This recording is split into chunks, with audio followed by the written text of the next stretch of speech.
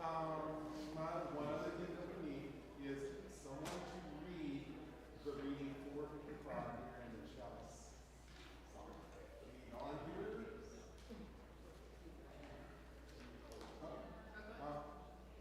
You're on the edge, so if you don't mind coming down and grabbing the microphone.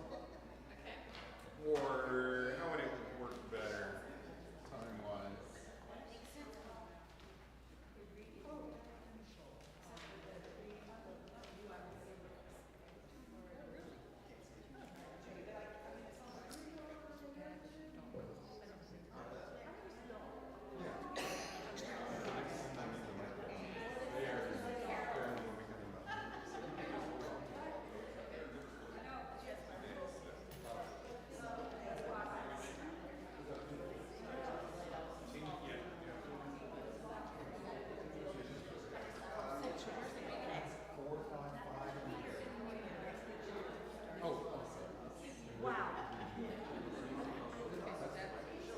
That's the one where, yeah, where the first note and then hum along on it.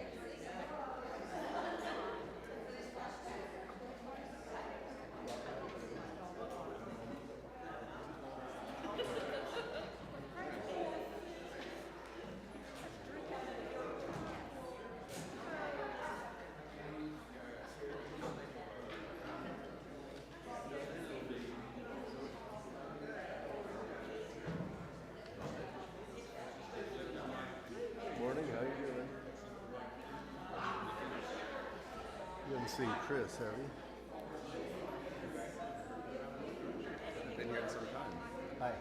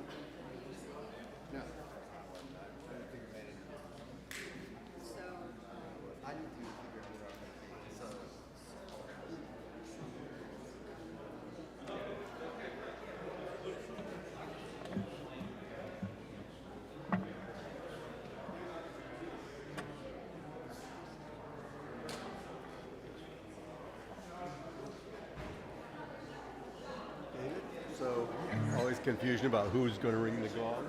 Oh, yeah. Are you in position to after the announcements?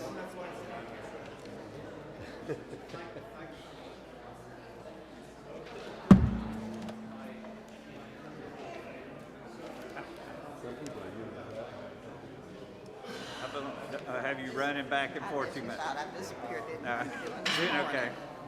All right. Okay, great. Okay. Thanks.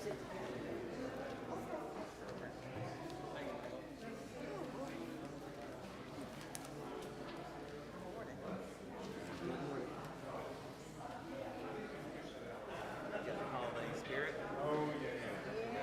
Well, I should have worn my Christmas stuff.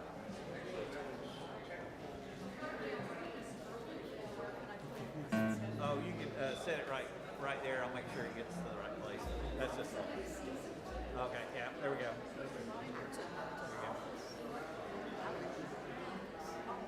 Well, they're not due yet, so, but we collect them early, so yeah. Yeah. Yeah.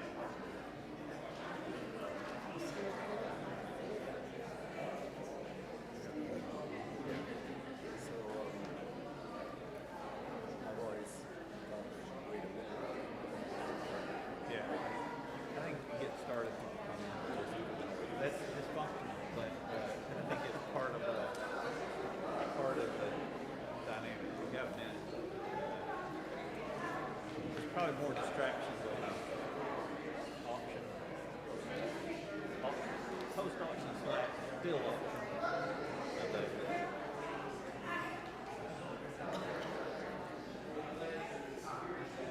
Okay. So,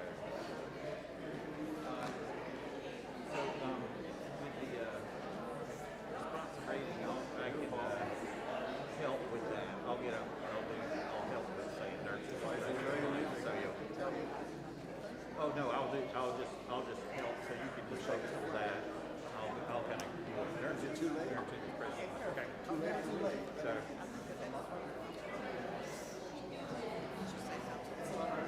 Yeah. Okay. Let me introduce it, and then you can, I'll let you take over. Okay. Yeah, because I didn't want to put it. Say that about a lot of the services. Yep.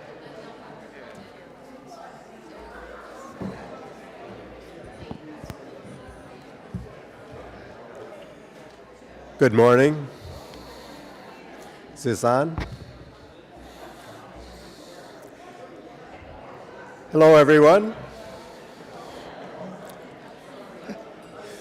Happy to hear this excited chatter here. It's nice. But enough. Okay. Welcome. Good morning, everyone. My name is Ken Stevenson. I'm a member of the board, and I'm here to welcome you on behalf of the board and the program council. And I'd like to welcome you here, whoever you are, wherever you're from, and wherever you are on your personal journey. And so I want to start out by reminding you that we're currently in low COVID level, and so there are no protocols in place. The Lizzie Crozier-French room is a place where you can view the service if you'd like to be with others who remain masked. If you'd like more information on the church, you can find a card in the seat in front of you or in the pew in front of you, and put that in the basket when it comes around for the offering, and someone will get back to you with the information. If you or your family are interested in the youth religious education program, you can visit the table, which is out here in the art gallery, for any questions. For other announcements, I want to give a big shout out to the auction committee.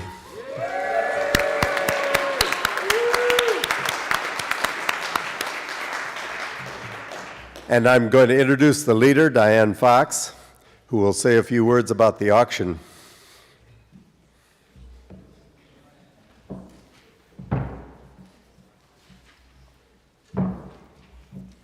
Yay!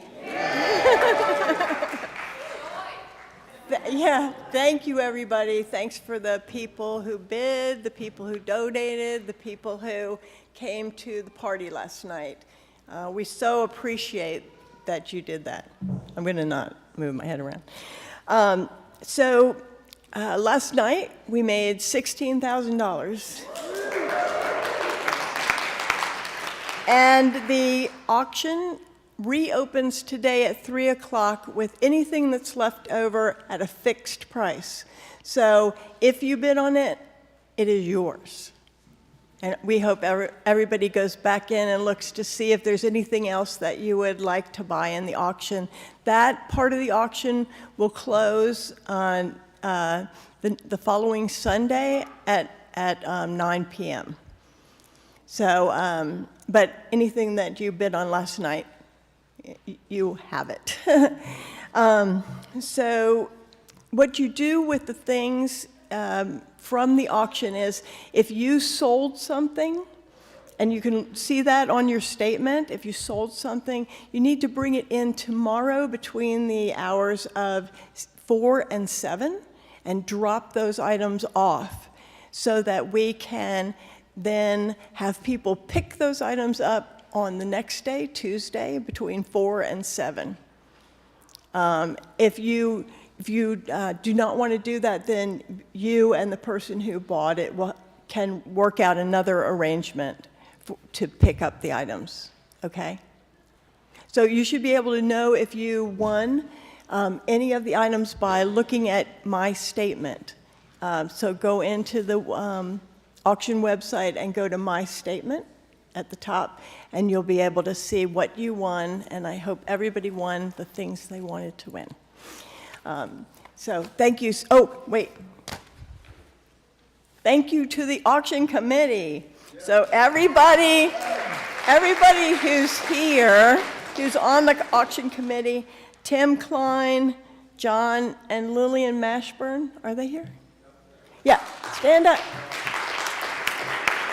Cindy Moffett, Wendy Sayer, stand up. And Barbara Taylor. Barbara Taylor? Barbara Taylor. These are, excuse me, these are amazing people who I have had the joy to work with for years. So thank them all personally.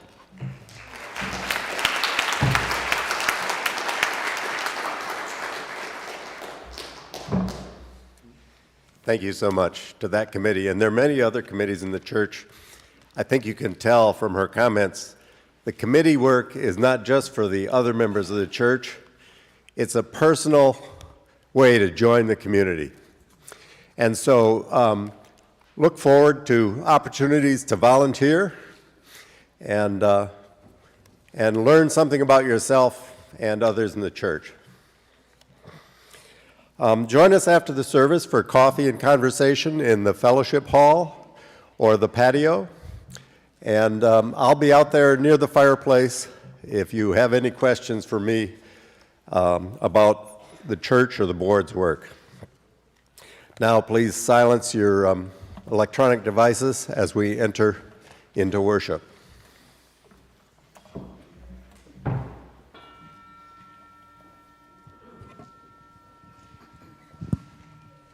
Many of you will remember our friend Philip Knight. He wrote many songs, including those we shared in his rock and roll and religion service in 2006. He'd been playing music with Bill Dabbs for a few years when we met him over 20 years ago.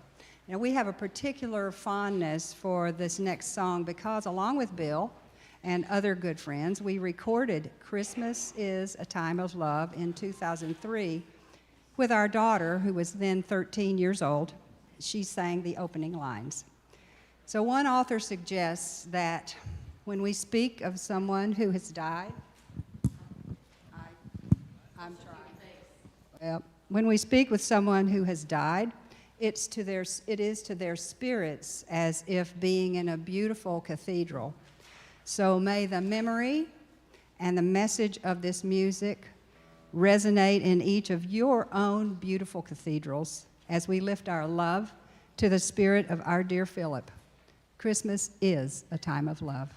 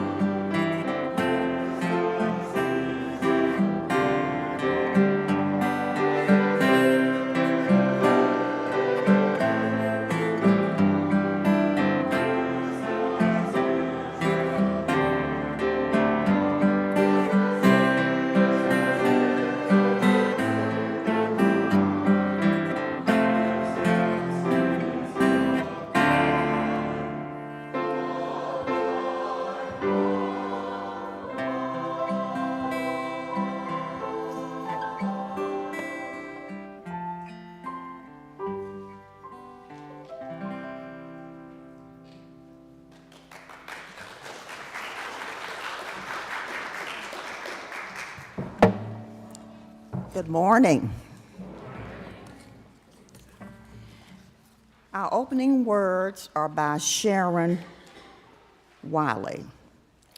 It is said that ministers are here to comfort the afflicted and afflict the comfortable. I say we are all afflicted and we are all comfortable. May our time together this morning be a comfort and a confrontation.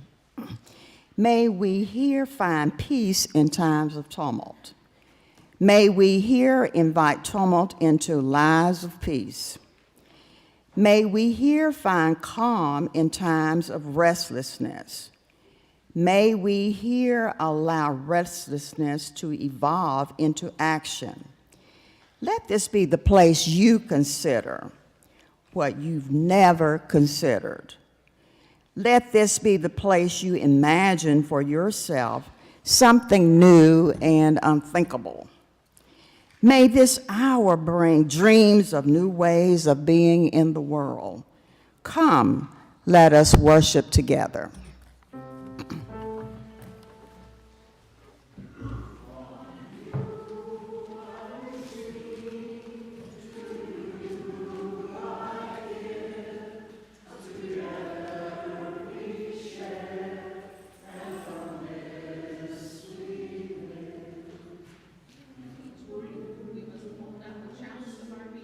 Receive, to carry, and give back.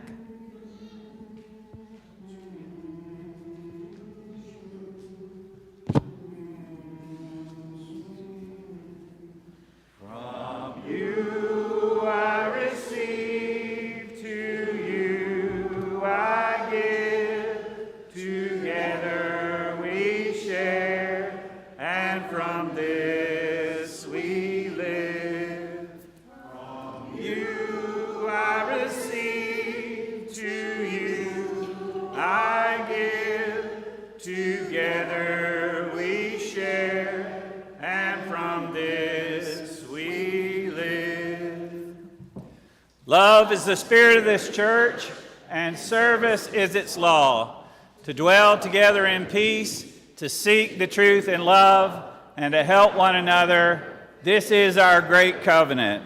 I invite you to join together in our opening hymn in the gray hymnal 241, In the Bleak Midwinter.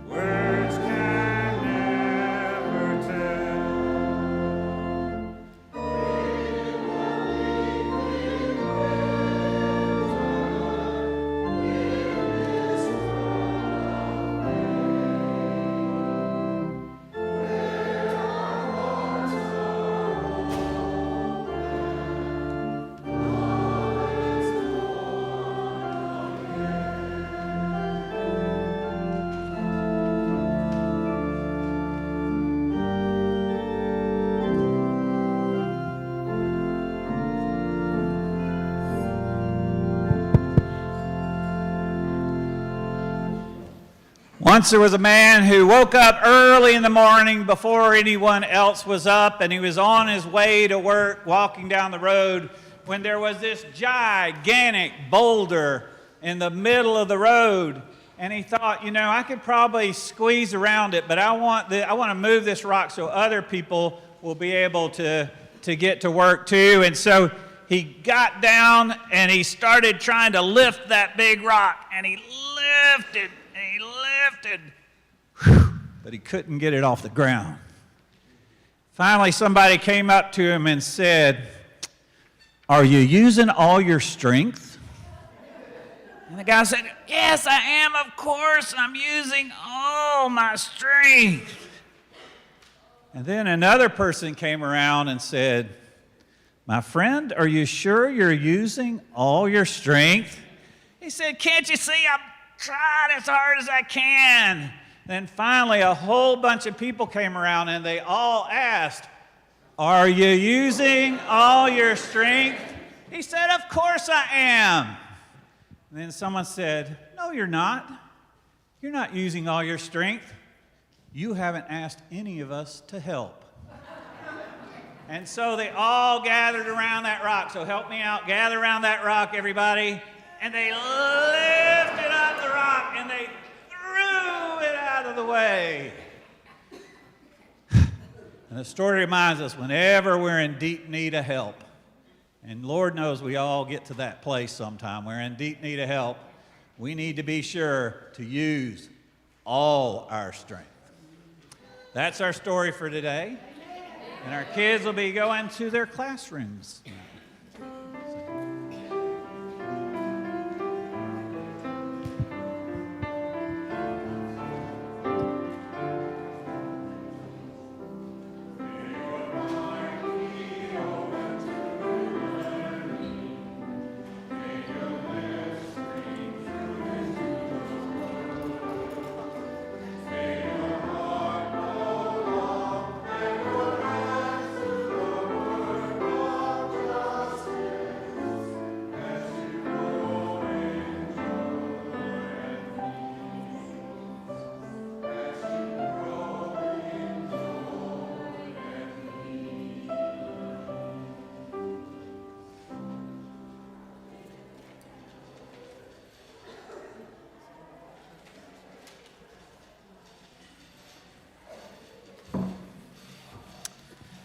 All right.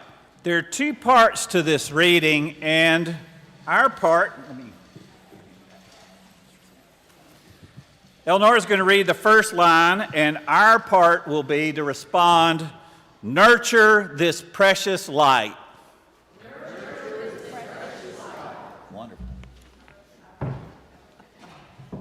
When it's your turn, we'll just do this, okay? All right. And by the way, this is by Naomi King. How shall we begin to live out our free faith? Nurture this precious light.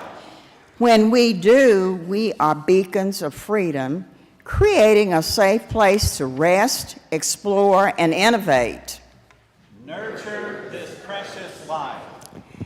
How we keep this lamp of truth and justice affects how and whether we are transforming in equity through witness and action. Nurture this precious light. As we nurture this precious light together, we become a light of hope, turning isolation into community, anguish into peace, sorrow into joy. Nurture this precious light.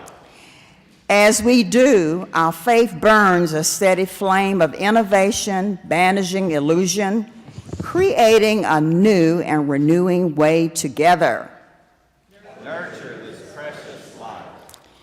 With our living connections, with our growing stories, with our flame of freedom moving hand to hand, we nurture this precious light.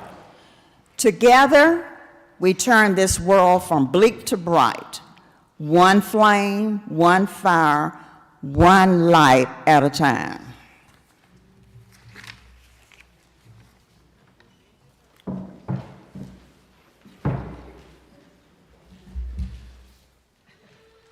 I'd like us to enter into the spirit of prayer and meditation. Oh, sorry. We got a song first.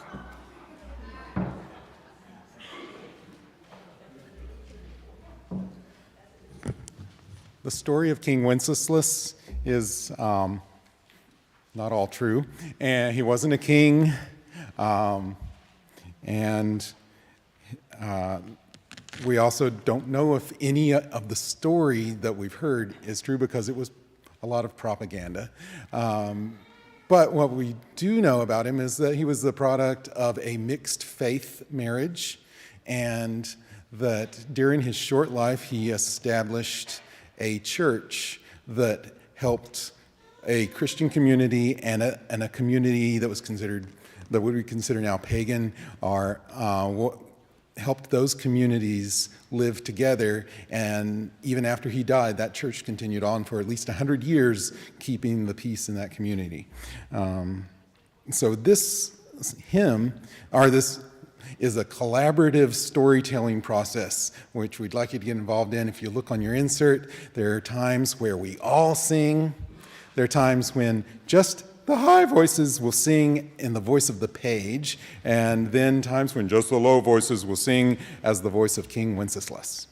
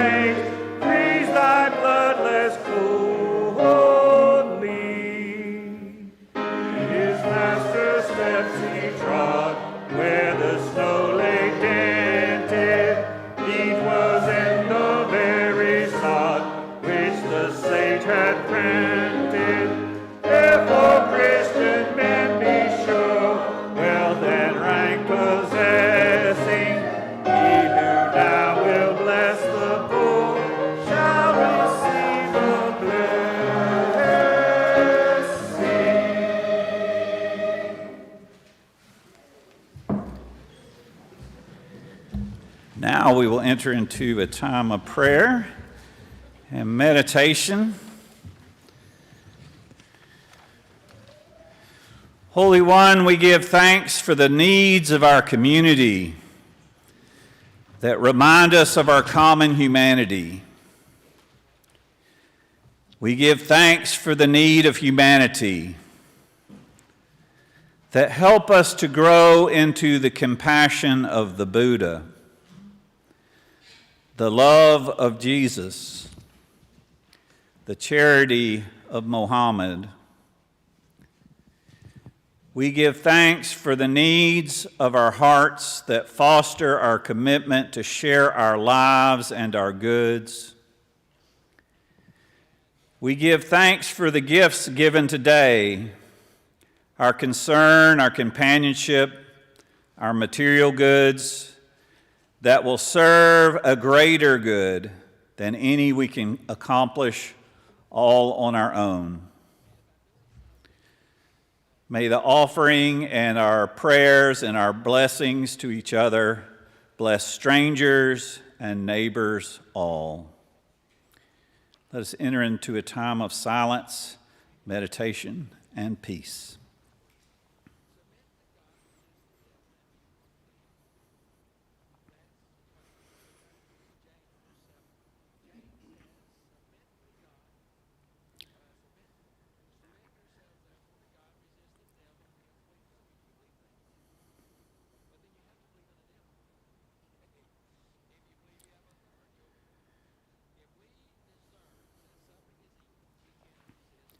Amen.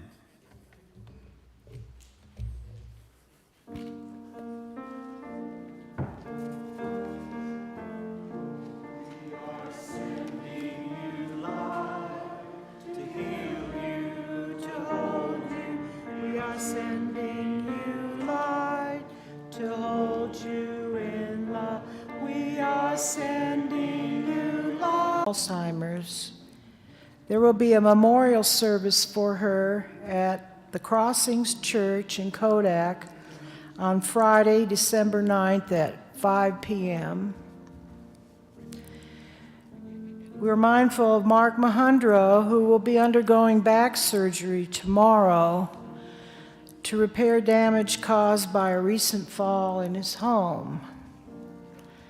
And Claudia Presley, our Director of Administration, who's usually bustling about doing the work of the church on Sunday mornings, but is home today recovering from eye surgery.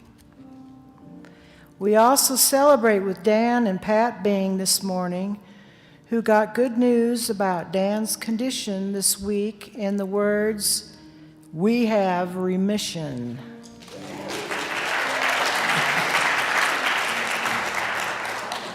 The word the Reverend Jametta used to encourage us to say comes to mind, joy. Today we also invite anyone who would like a listening ear to come to one of the listening booths sponsored by our spiritual care team after the service, located in the hallway as you go away from the sanctuary. Come by one of our booths if you have a joy or concern you would like to share, or simply would enjoy a chance to check in with someone. Mindful of these joys and concerns for which have been spoken, as well as those that remain unspoken, let us surround everyone in this room and throughout the world with love and light.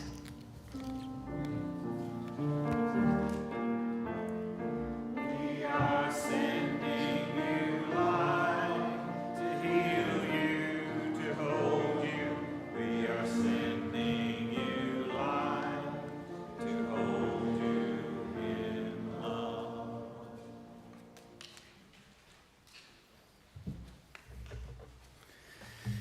You may not know this, but last night this was a dance floor.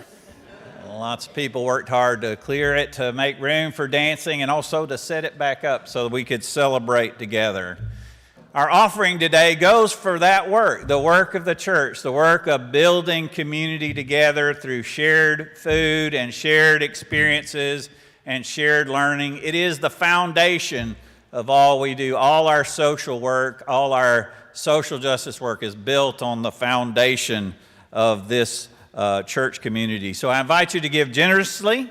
You can place, if you still carry cash, you can place cash in one of our offering baskets or a check, or you can also give through texting by sending the text message. Send TVUC and the amount to 73256. You'll see it in your order of service either online or in person. So I invite you to give generously to the continuing work of the church. We sing this song remembering it was Elandria Williams who brought it to us. We shall be known by the company we keep. Look around you. We sing in honor of Elnora and Irvin, and the beautiful music they shared at their Heart Sing concert last week. and we sing in memory of their amazing Alandria.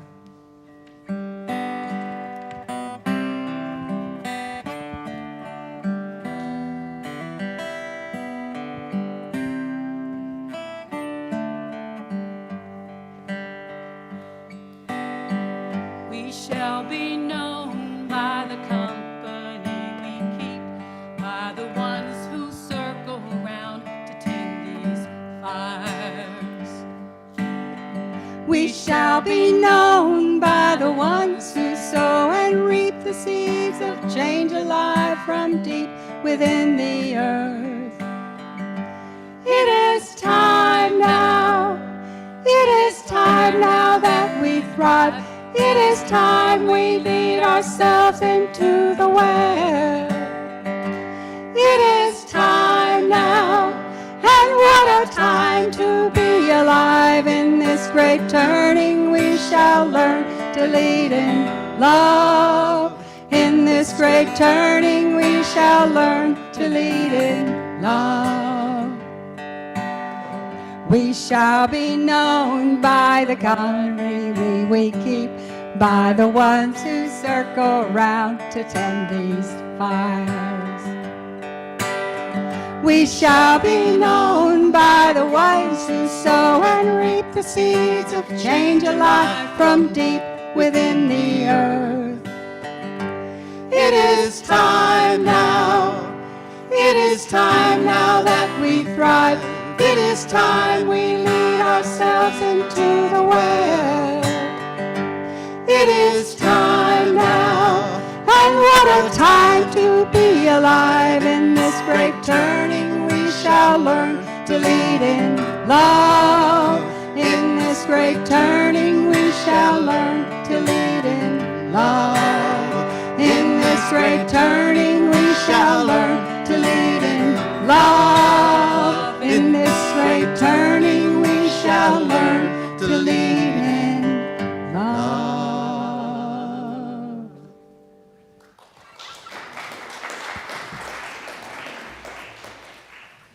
Lately, I've been following all the controversy over Elon Musk's takeover of Twitter. I'm sure I'm the only one in the room who's been following that story. But there are two aspects to it that I find particularly interesting. One, that Elon Musk is sort of fashioning himself as a champion of free speech. And two, he's firing everyone who disagrees with him. And I'm sort of captivated by the irony, not so much in what it reveals about someone else, but in the opportunity that it gives for us to reflect on ourselves, because sometimes we are the ones who stand in the way of the goal we hope to achieve. Sometimes we are the obstacle in the path that keeps us from the goals that we ourselves treasure. As a cartoon character, Pogo, once said, "We have met the enemy and he is us." Today I want to talk about charity, but before I do, I should probably point out that a sermon is not limited to 280 characters as a tweet is, so be charitable with me as I speak about charity. I want to talk about charity with appreciation for paradox and appreciation for irony, because sometimes in our efforts to do good, we inadvertently cause harm. Sometimes in our attempts to heal, we actually hurt. And sometimes in our efforts to empower, we accidentally undermine. And sometimes our good intentions yield bad results.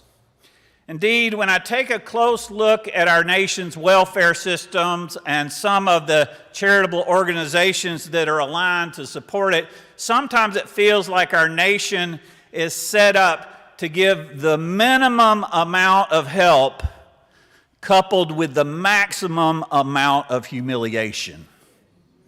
Too often, when our nation offers assistance, it is done in ways that undermine human dignity. So this morning, I want us to reflect on charity, but I want us to practice self-examination, to look at everything we do that we call that, to look at everything we do and to reflect on ways that we can do this work in ways that affirm and promote the inherent worth and dignity of every person, so that the goal of our church is always to help and never, ever to humiliate. But before I say any more about charity, I want to remind you of the parable of the sower, a parable that should make anyone humble who has ever tried to do good in the world. Jesus told the following story. A farmer went out to sow seeds. As he was scattering the seeds, some fell along the path. It was trampled on, and the birds ate it up.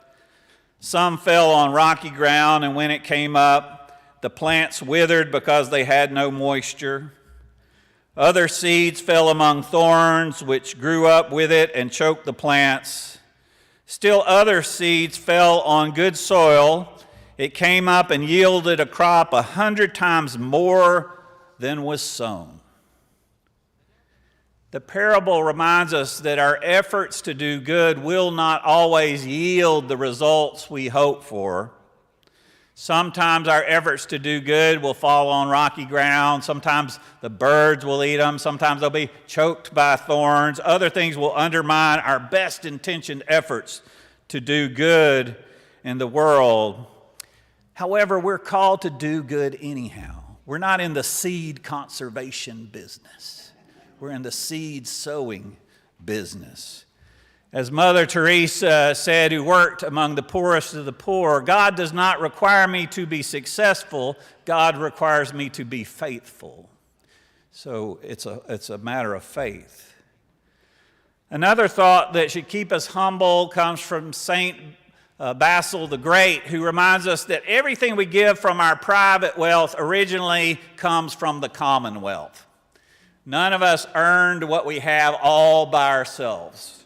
It comes from common efforts.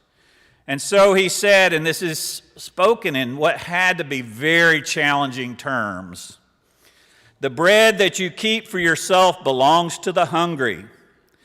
To the naked belong the clothes that you hoard in your closet. That hits close to home. To the barefooted belongs the shoes that are gathering moth in your home. The indigent have a right to the money you hide in your coffers. The acts of charity you do not perform are the injustices you commit. Along these lines, there's a Sufi story that's told about a thief who's caught in the act of stealing something, and he's brought before the king for judgment. And the king asks his advisors what he should do, and the first advisor says he should be roasted alive as an example to all other people.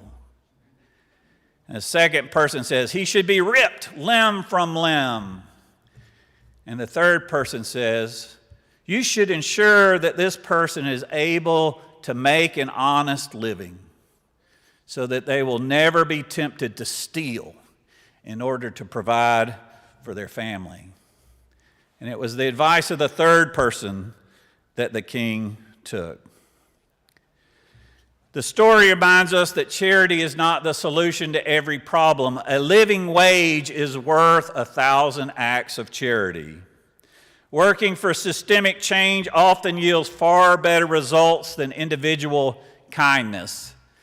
Archbishop Desmond Tutu said, sometimes we got to stop pulling people out of the water enough to go upstream to see why they keep falling in the river.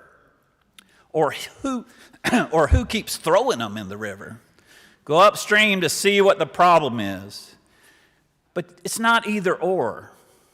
I find in the work of the church, some of us pull people out of the river, and some of us have to go forward to see what's going on, see what the problem is, and try to change it.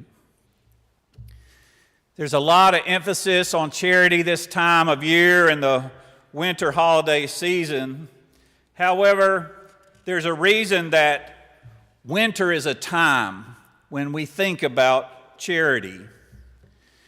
In the bleak midwinter, frosty winds make moan, earth as hard as iron, and water like a stone.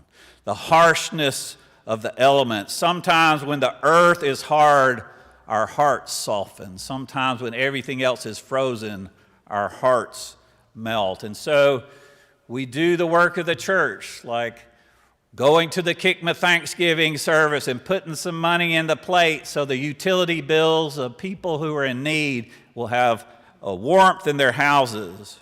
Or we create a mitten tree and invite people to bring mittens, hats, gloves, and scarves to give to people in need. Or we volunteer for a family promise and make meals during December so that people who are otherwise homeless might have food and might have shelter. Or we take home a guest at your table box and support the international work of the Unitarian Universalist Service Committee that always puts dignity first, always puts dignity first. Or we buy groceries to stock the free food pantry so people can come and get some help without any humiliation. Can come give and can come bring. When you're doing well, you can bring food, and when you need food, you can take food. And we give thanks for the work of the auction committee that does so much to promote the foundation of all this work. This is the building where the free pantry food is housed. This is where we serve the meals. Thank you, auction volunteers. Winter reminds us that charity is not something we do for others, it's something we do with others. It's how we face the common challenges of a very difficult season.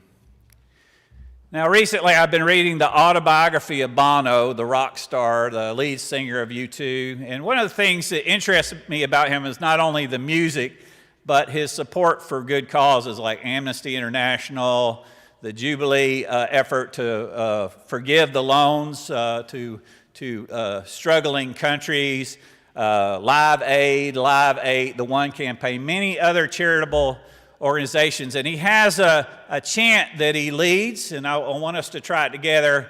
He'll say, "There is no them," and everyone says back, "There is only us." So there is no them. There is no them. There is no them.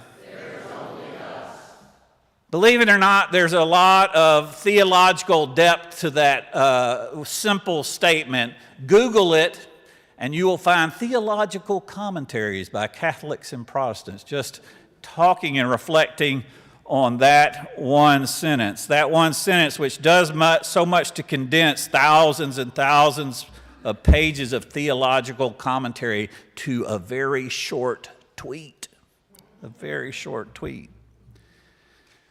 We can never help others through systems that shame and humiliate.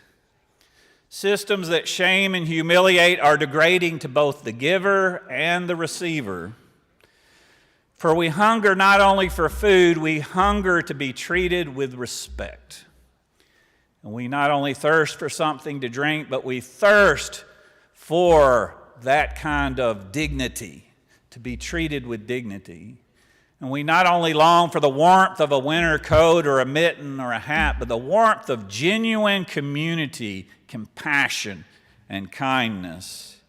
So we have spiritual needs that are deeper than all of our material needs. And wherever there is community, there is accountability. Anybody who's loved has known tough love, have been on the giving or receiving end of some tough love. My mama knew how to deal it out, and I'm sure yours did too.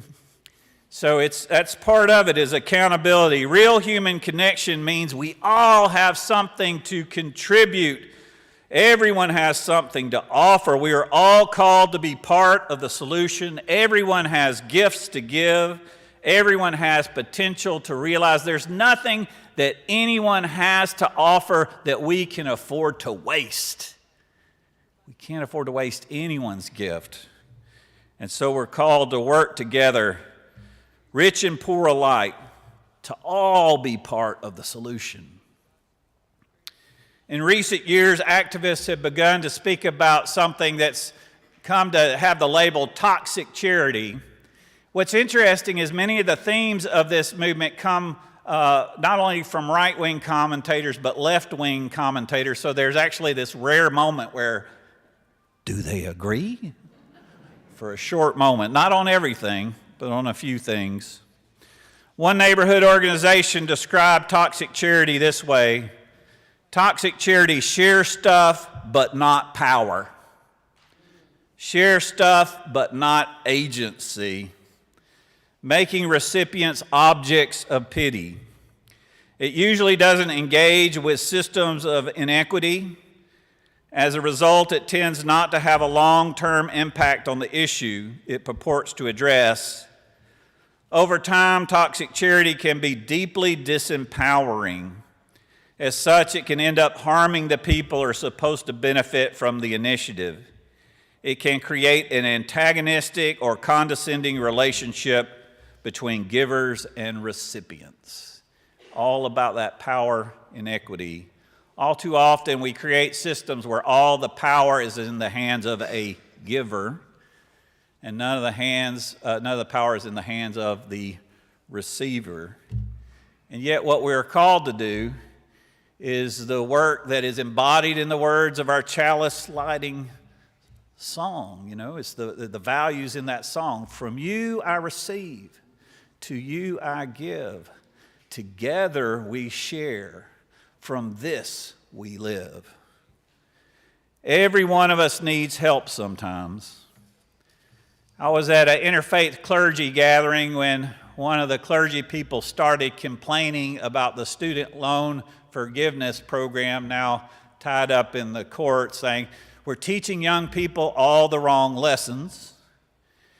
At the risk of ruffling the feathers of interfaith relations, I decided to offer an alternative view, which I will offer you today. During the pandemic, when it was really, how are we going to get through this? How are we going to get through this? During that time, our church benefited from the Payment Protection Program loans offered through the federal government.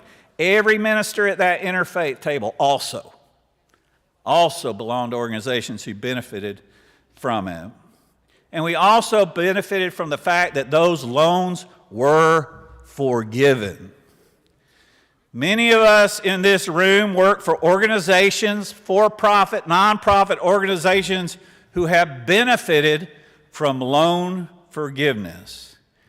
And so we can meditate with new meaning of the old words of that prayer: forgive us our debts as we forgive those who are indebted to us. An important aspect of charity is the recognition that we may be on the giving end today and on the receiving end tomorrow. When I was a new young minister in Spartanburg, I helped organize a group of volunteers to help the Interfaith Health Clinic there to offer health care to people who otherwise would go without it. So we were there to give. We were there to help fill out the forms and help people feel welcome and at home and sort of do the work that kept the Interfaith Health Clinic going. But in about 4 months into this work, a member of our own church found out she needed surgery, major surgery, in order to save her life. And she was low income, and she was uninsured. And so we went to the Interfaith Health Clinic to see what they could do. And through the auspices of that organization, she got the surgery she needed, and she is alive to tell the story today. And all I can tell you is I never did the math, but I'm absolutely sure in that first year we received more than we gave. Like the famous Christmas carol, Good King Wenceslas, words that are addressed to Christian men, but are applicable to people of all faiths and every gender identity. Therefore, Christian men, be sure, wealth and rank possessing, ye who now will bless the poor, shall yourselves find blessing. Of course, all the mystics of all the major world religions have been telling us the same thing, often in statements that are so short you could tweet them. It's by giving that we receive. It is by emptying that we are filled. It is by letting go that we gain. As the book of Proverbs says, your giving to the poor is a loan to God, and God will repay such loans in full. Or as the book of Galatians tells us, let us not grow weary of doing good, for in due time we shall reap a harvest if we do not give up. Or as a rock star reminds us, there is no them. There is no them. There is no them. So be it. Amen.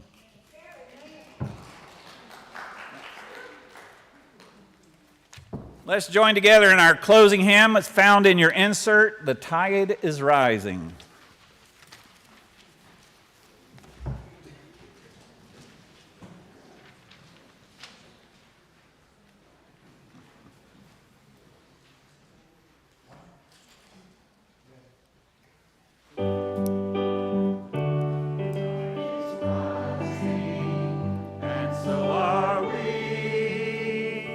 Tide is rising, and so are we.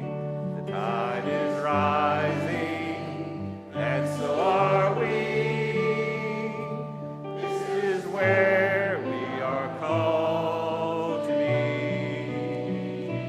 This is where we are called to be. The tide is rising, and so are we. The tide is rising, and so are we. The tide is rising, and so are we. This is where we are called to be. This is where we are called to be.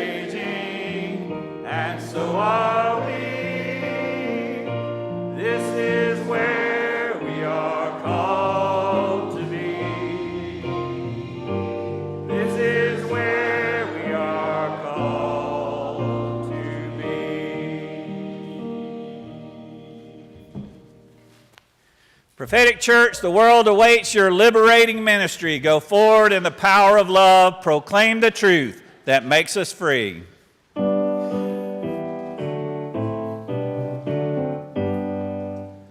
Let people living in all lands know that fear and hate are done. Rise above differences and stand in love and understanding one. If you didn't get a chance to pick up one of your guest at your table boxes, there's some available that you can do so today, and you can that can be part of your liberating ministry. Now, as our last act of worship, I invite you to turn and greet your neighbor.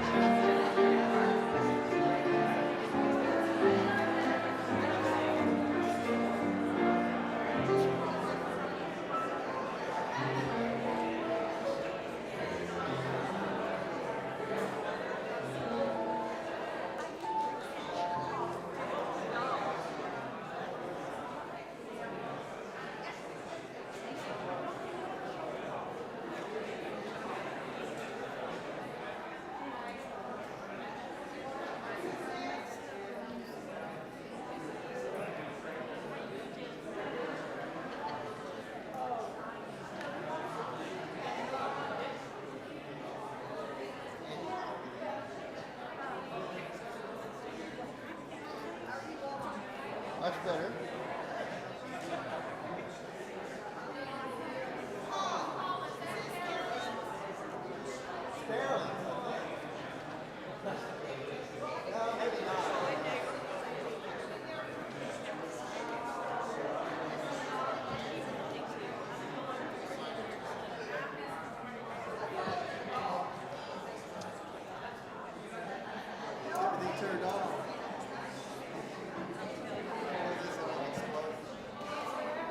Everything turned off and turned